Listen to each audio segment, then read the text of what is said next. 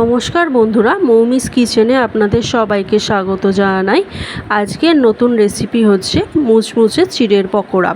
এই পকোড়াটি বানাতেও যতটা সহজ, খেতেও ঠিক ততটাই টেস্টি। চলুন দেখে নেওয়া যাক আজকের রেসিপিটি আমরা কিভাবে বানাই। প্রথমেই আমি 1 কাপ চিড়েকে খুব ভালো করে জল দিয়ে ধুয়ে নিয়ে পরিষ্কার করে নিয়েছি। এরপর ধুয়ে রাখা চিড়েটার মধ্যে আমি 1/2 কাপ পরিমাণ সুজি দিয়ে ভালো করে মিশিয়ে নিয়ে তার মধ্যে উষ্ণ গরম জল দিয়ে ভালো করে মেখে নেব।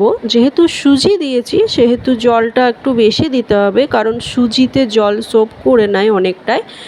ভালো করে মেখে নিয়ে সুজি চিড়ে একসাথে ভালো করে মেখে তারপর আমি 15 মিনিটের জন্যে চাপা দিয়ে রেখে দেব।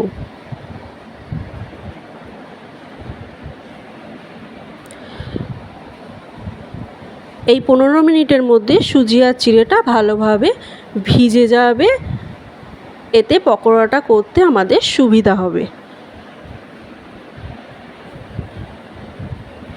এরপর ঢাকনা খুলে আমি ওর মধ্যে একে একে সমস্ত কিছু দিয়ে দেব। প্রথমেই একটা বড় সাইজের একটা পেঁয়াজ কুচি, তারপর 4টে কাঁচা লঙ্কা কুচি আমি দিয়েছি। আপনারা যে যেরকম ঝাল খাবেন সেই অনুযায়ী দেবেন।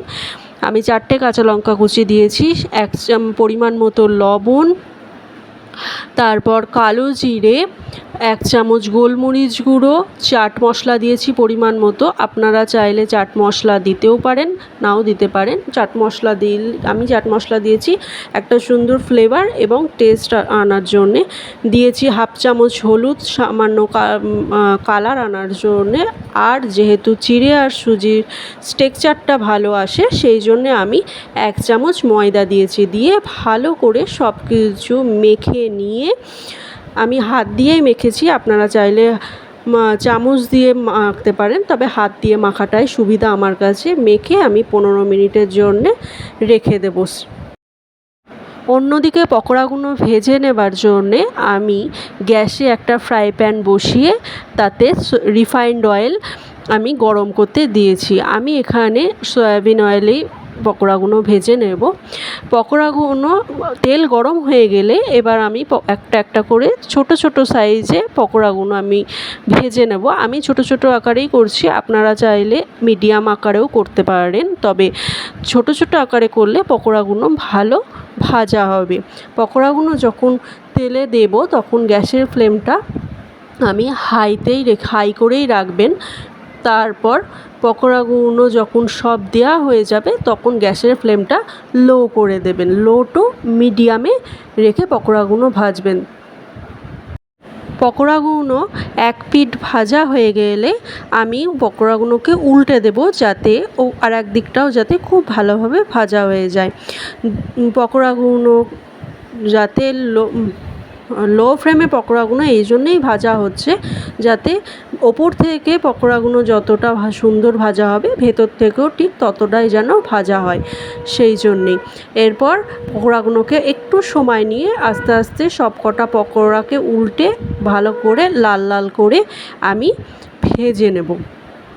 আমি একটু লাল লাল করেই নামাবো, যাতে খেতে একটু মুচমুচে হয়। দেখুন কত সুন্দর লাল লাল করে ভাজা হয়ে গেছে। এরপরে আমি পকোড়াগুলোকে তুলে নেব একটা পাত্রের মধ্যে। এইভাবেই আরও বাকি যেটুকু পেস্ট আছে, যে পকোড়ার যে পেস্টটা আছে সেটা আমি আর এক খোলায় ভেজে নেব। এইভাবেই তৈরি হয়ে যাচ্ছে চিড়ের পকোড়া। এই পকোড়াটি ঠিক খেতেও যতটা সুন্দর, দেখতেও ঠিক ততটাই সুন্দর হয়েছে। দেখুন কতটা সফট হয়েছে, ওপর থেকে যতটা ক্রাঞ্চি, ভেতর থেকে ঠিক ততটাই সফট। একটা ভেঙে আমি আপনাদের দেখিয়ে দিচ্ছি। দেখুন কতটা সুন্দর নরম এবং সফট